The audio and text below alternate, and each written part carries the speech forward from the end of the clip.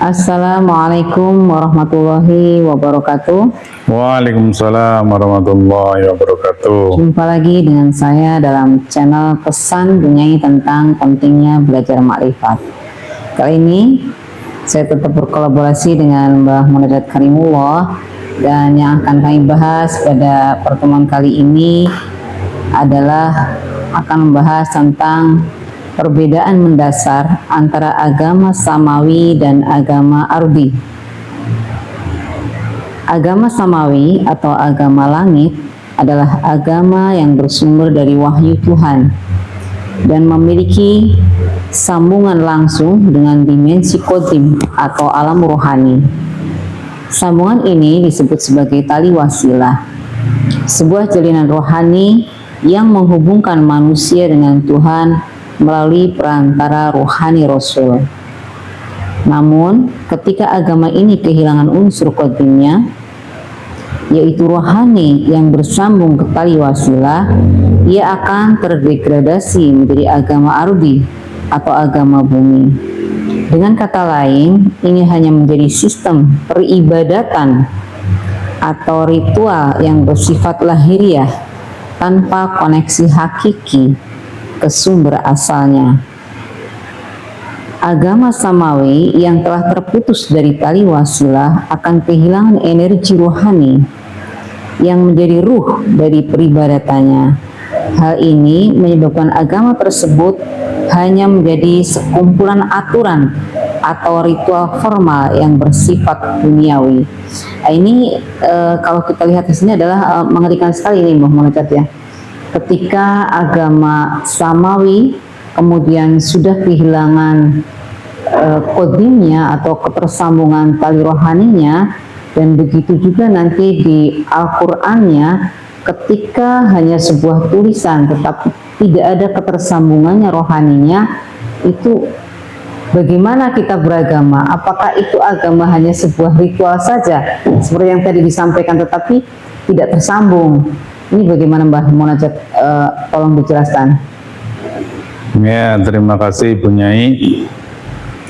Namun agar pemahaman kita presisi dan komprehensif, ada baiknya kita turun dulu ke pemahaman awamnya, bahwa yang dimaksud agama samawi itu adalah agama langit, agama yang berasal dari Allah, yang ditandai dengan dua hal pokok. Yang pertama adalah ada kitab sucinya, dan yang kedua ada pembawa rasulnya.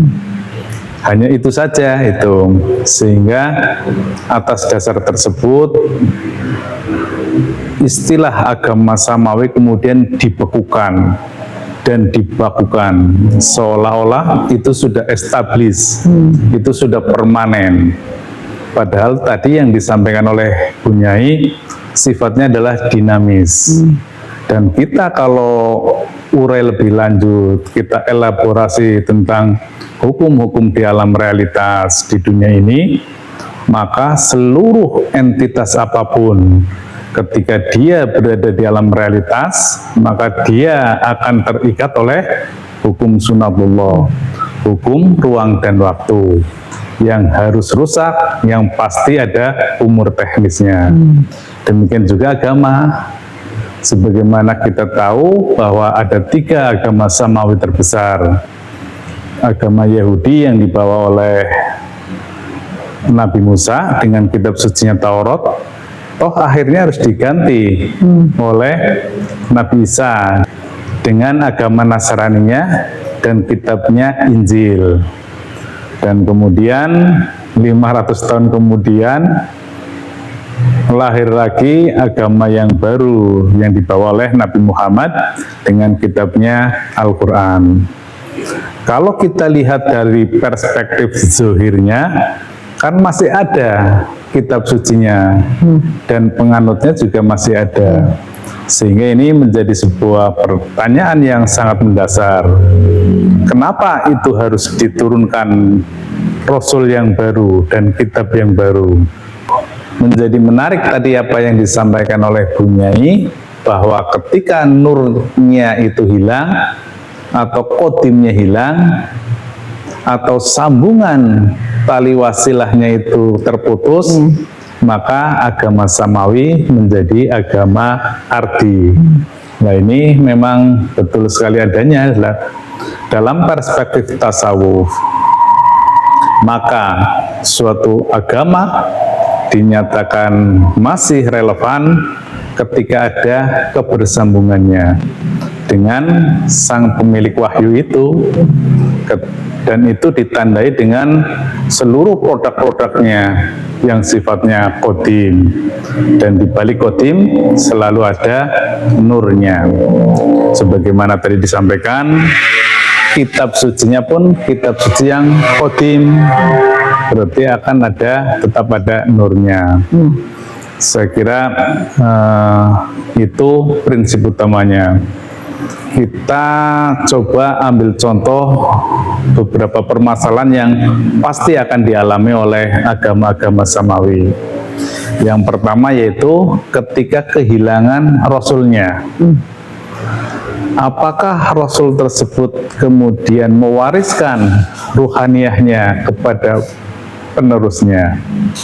Kemudian yang berikutnya, apakah kitab sucinya itu masih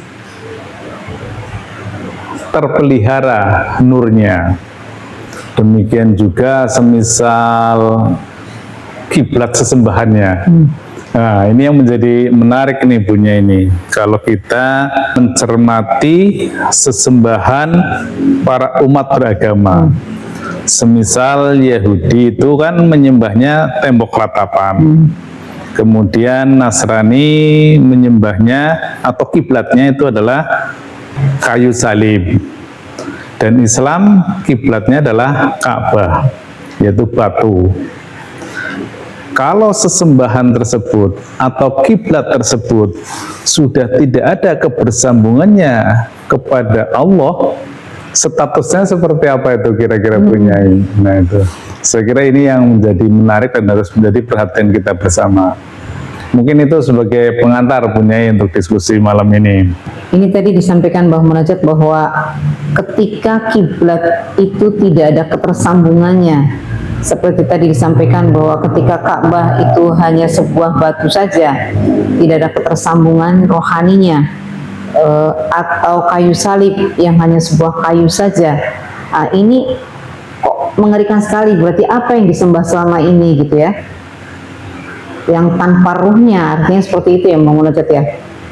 Jadi saya ingin bacakan di Al-Quran ini Mbah Munajat, surat Al-An'am ayat 91 yang artinya, dan mereka tidak menghargai Allah dengan penghargaan yang semestinya ketika mereka berkata, Allah tidak menurunkan sesuatu pun kepada manusia. Kitab yang dibawa Musa sebagai cahaya dan petunjuk bagi manusia, yang kamu jadikan lembaran-lembaran yang kamu perhatikan sebagian dan kamu sembunyikan sebagian, serta kamu diajarkan apa yang tidak kamu ketahui, baik kamu maupun nenek moyangmu. Katakanlah, Allah lah yang menurunkannya. Kemudian sesudah itu biarkanlah mereka bermain-main dalam kesesatannya. Nah, ini nih Mbah Munajat. Baiklah, Bunyai, saya kira ini bahasan yang sensitif, tapi coba renungkan kembali ya. Kami tidak menjudge, kami tidak menghakimi bahwa media-media sesembahan tersebut, kiblat-kiblat peribadatan tersebut tidak bersambung. Tetapi silahkan dicermati sendiri, dirasakan sendiri. Namun yang kami pahami dan kami rasakan bahwa sejarah telah membuktikan, dulu kan yang selalu menjadi imam sholat kan selalu Rasulullah itu kan ya. Artinya pastilah bersambung karena Rasulullah sang pemilik wasilah tersebut. Beliaulah yang bersambung secara langsung ke dalam sistem wasilah tersebut. Sebagai adaptor ya, Mbah Munajat. Sebagai adaptor dimensional.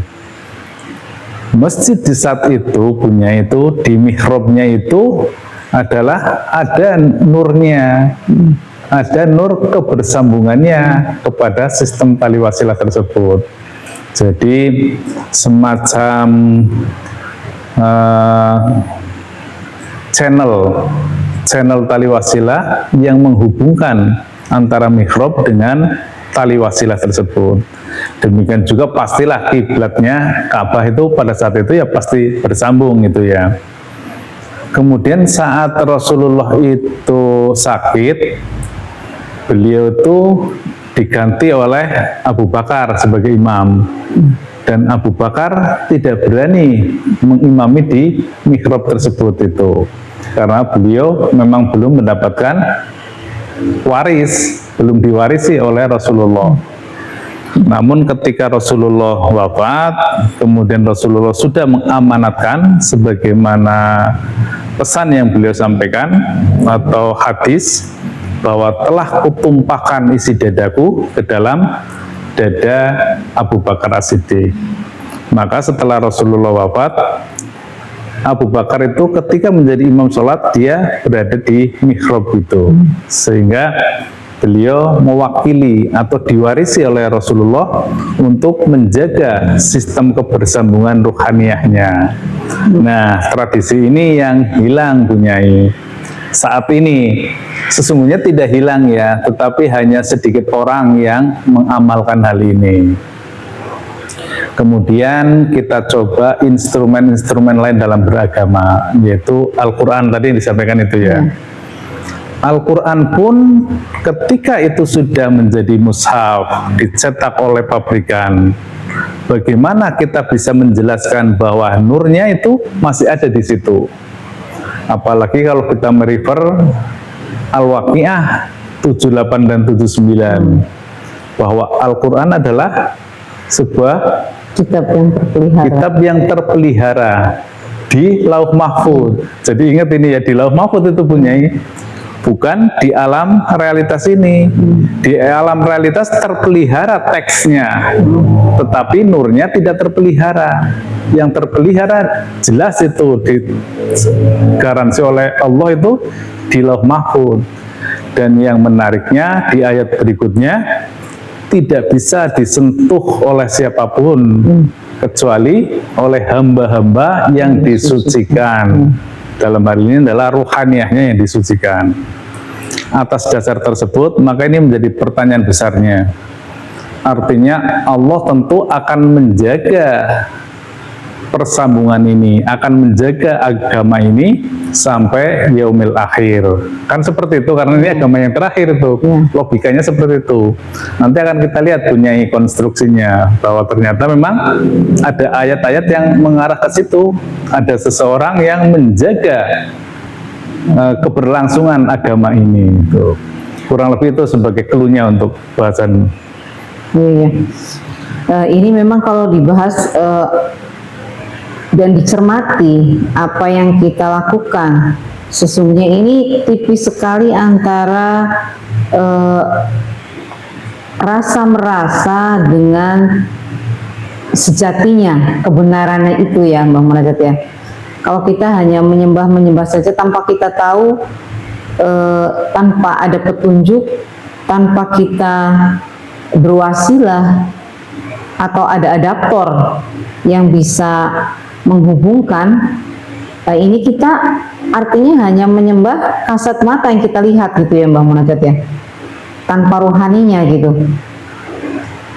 Saya ingin menyampaikan juga ini surat Al-Hadid ayat 16 yang artinya, belumkah datang waktunya bagi orang-orang yang beriman untuk tunduk hati mereka mengingat Allah dan kepada kebenaran yang telah turun pada mereka, dan janganlah mereka seperti orang-orang yang telah diberi kitab sebelumnya, lalu berlalulah masa yang panjang atas mereka sehingga hati mereka menjadi keras, dan kebanyakan di antara mereka adalah orang-orang yang fasik.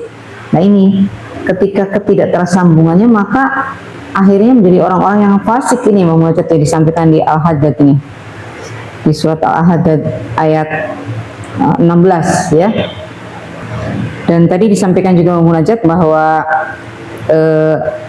kitab juga nggak cuman sesembahannya, tetapi kitabullohnya juga di dalam surat Al-Waqiah ayat 7879, yaitu kitab yang terpelihara di Lauhul Mahfuz, tidak ada yang menyentuhnya kecuali hamba-hamba yang disucikan.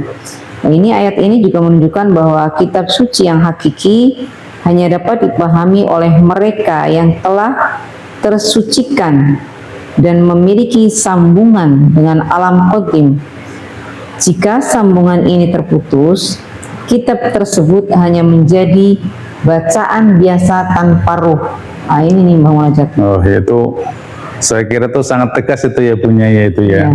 Jadi ketika instrumen-instrumen agama itu sudah kehilangan kebersambungannya, sudah kehilangan nurnya, maka secara hakikat dia sudah berubah menjadi agama ardi, agama bumi, agama realitas di alam dunia ini, agama yang sudah tidak bersambung lagi kepada sang pemilik wahyu itu tersebut. Kemudian ini mencoba kita melakukan elaborasi, kita menemukan At-Taubah 128 yang artinya, sungguh telah datang kepadamu seorang rasul dari kaummu sendiri. Berat terasa olehnya penderitaan yang kamu alami. Dia sangat menginginkan keimanan dan keselamatan bagimu, penyantun dan penyayang terhadap orang-orang yang beriman. Nah ini, kemudian di Al-Kahfi 17 juga disebutkan seperti itu, bahwa orang yang beruntung adalah orang yang bertemu dengan walia mursyidah, dan orang yang sesat ya orang yang tidak menemukan walia mursyidah tersebut.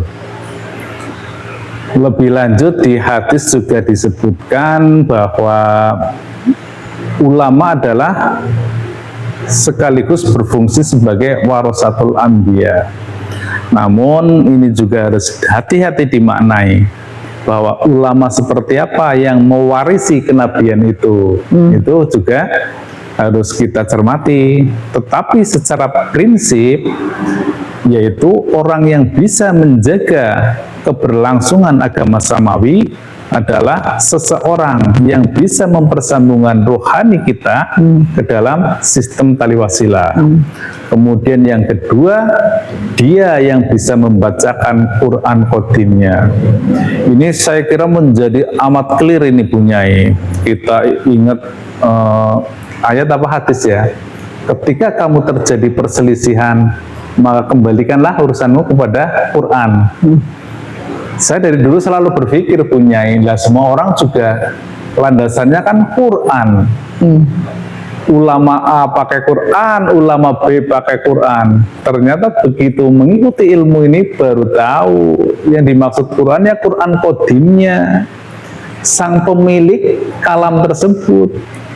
Kalau Quran yang ada di mushaf yang kita bacakan terjemahan orang, tafsiran orang, perspektif manusia. Antar manusia pasti berbeda sudut pandang, berbeda perspektifnya.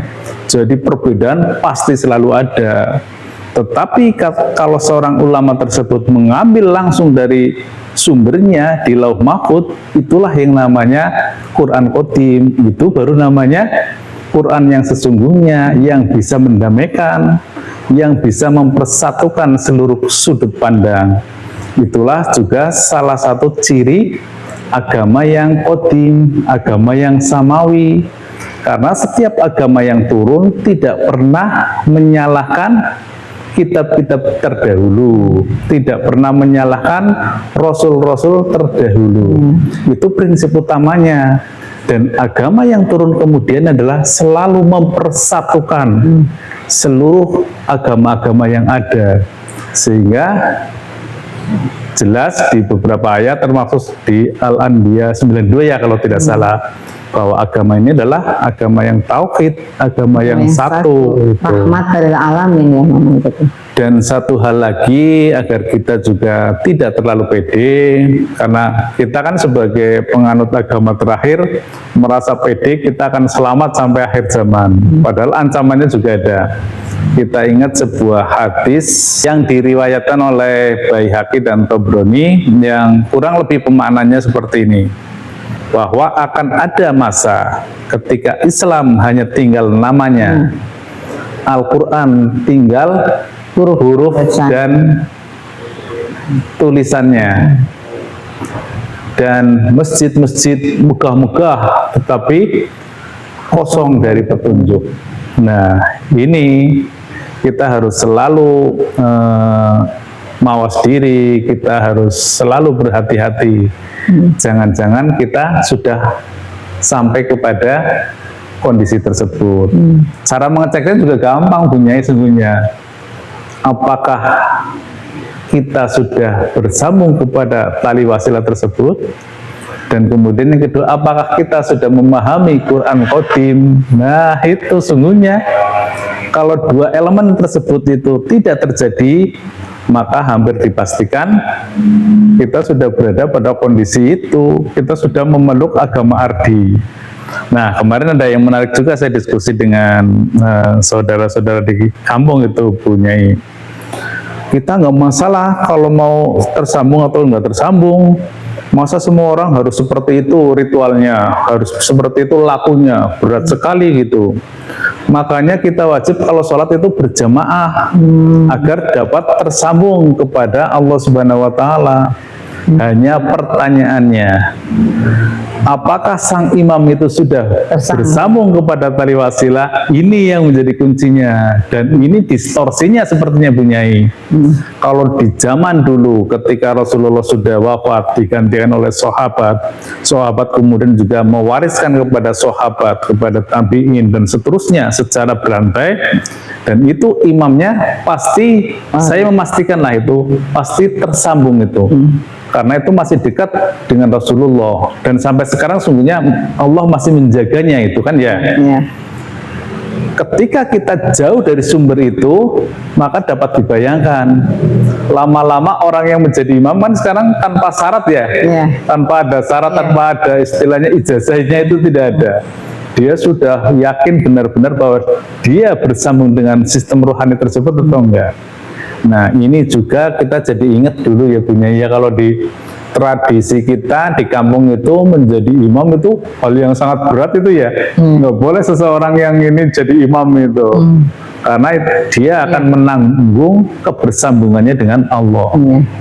Dan sekaligus juga ini sebagai wanti-wanti lah kepada kita semua, bahwa untuk menjadi imam ya seperti itu, apakah yakin sudah bersambung dengan Allah? Jangan-jangan kita hanya sebatas agama arti saja, agama ritual, agama dogma. Saya kira itu yang menjadi poin pentingnya itu, Bunyai. Iya, Pak Munajat. Jadi Mbah Munajat, jadi saya juga ingin bertanya juga dengan diri saya sendiri ya. Apakah agama yang kita jalani sekarang masih terhubung dengan sumber kodimnya? Artinya, adakah kita memiliki tadi yang disampaikan Bang Munajat bahwa kita bersambung ke tali wasilah, ataukah telah berubah menjadi sekedar ritual formal dan kehilangan ruhnya? Nah, ini dia pertanyaan-pertanyaan yang menggelayut dalam hati kita sekarang, dalam diri saya terutama, koreksi dirinya kita demikian, karena memang kenyataannya begitu. Jadi intinya bahwa kita itu wajib mencari guru yang bisa menyambungkan rohani kita, artinya sebagai adaptor kita ya, Bang Munajat ya, transmitter ya, sebagai transmitter ya, sebagai untuk menghantarkan rohani kita. Ya, karena kan komposisinya Allah yang Maha Qadim, Maha Rohani, kemudian dipersambungkan melalui alam qadim, itu adalah rohani Rasul, sang adaptor dimensional yang mengadaptasi antara alam ketuhanan dengan alam realitas. Nah, di alam realitas ini ada seseorang yang ditugaskan untuk menjalankan fungsi kerasulan. Beliau berfungsi sebagai transmitter, sebagai penghantar. Karena kita ini yang awam kan tidak mungkin bisa memahami Quran Qadim. gelombang itu, Iya. channel itu. Kita mungkin bisa, tetapi harus berkholwat puluhan tahun dan menyendiri dari keriuhan, itu pun belum tentu bisa iya. itu. Tetapi lakunya seperti itu, Iya. itu. Mending kita mencari yang sudah ada. Mengikuti, bermakmum ya Iya. dengan guru rohani, Guru atau mursyid. guru mursyid atau ulama warasatul anbiya. Artinya titik poinnya adalah bagaimana kita bisa tersambung. Jadi artinya wajib kita mencari guru mursyid atau ulama warasatul anbiya yang dapat menunjuki kita ke jalan qadim, sehingga ibadah-ibadah kita bisa tersambung dengan Allah SWT. Saya kira itu yang bisa kami sampaikan pada pertemuan kali ini. Mohon maaf bila banyak hal yang kurang berkenan. Akhir kata, Billahi anta maksudi waridho kamatlubi. Wassalamualaikum warahmatullahi wabarakatuh.